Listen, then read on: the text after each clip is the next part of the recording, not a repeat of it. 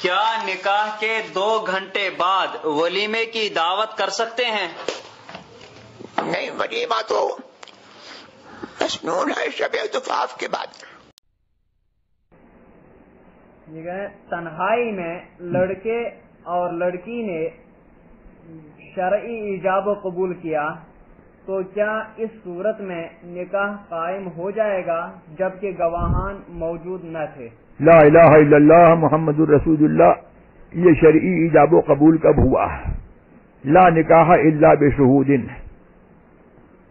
حدیث میں آیا ہے کہ نکاح جو ہے وہ بغیر گواہوں کے منعقد نہیں ہوتا، لہذا اگر 2 گواہان شرعی عاقل بالغ مسلم وہاں موجود نہیں تھے تو یہ نکاح فاسد ہوا، نکاح صحیح نہ ہوا، ان پر لازم ہے کہ نکاح کو دہرائیں۔